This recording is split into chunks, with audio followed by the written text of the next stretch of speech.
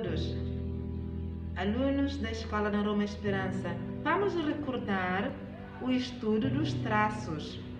Estamos de férias, mas podemos treinar todos os dias a audição, a ouvir.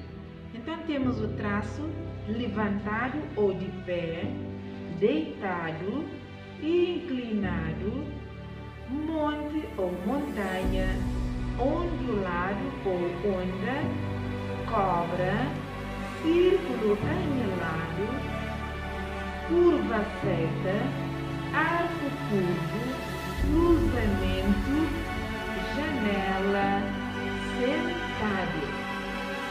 Obrigada! Agora vamos passar aos fonemas.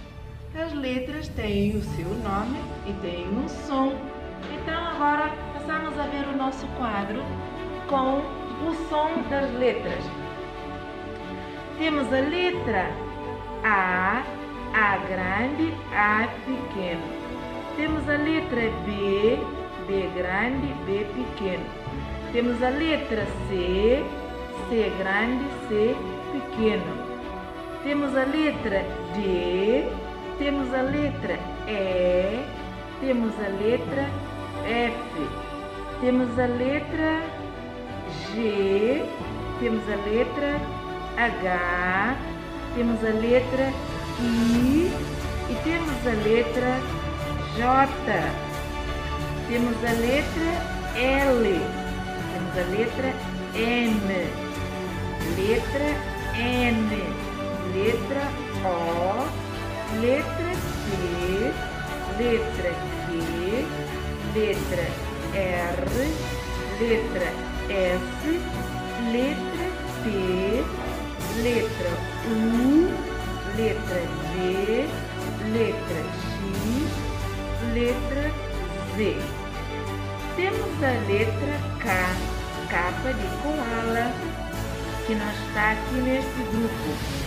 Temos também a letra I de yoga, que não se encontra aqui neste grupo. Temos também a letra W, que não está aqui neste grupo. Obrigada! Todos os dias escutem o som, o fonema do alfabeto. Com as letras também podemos construir poemas. Vamos ouvir a leitura do poema com a letra A. Letra A grande, letra A pequena. Ela está no astronauta e nas asas do avião, na andorinha e no anjinho, na arara e no azulão.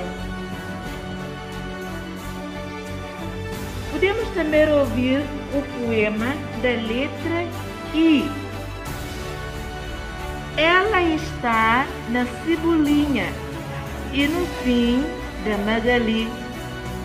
Da cebola ela sumiu para ficar com o Titi.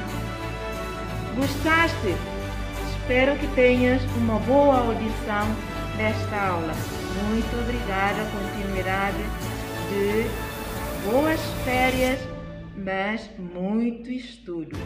Obrigada, uma boa tarde.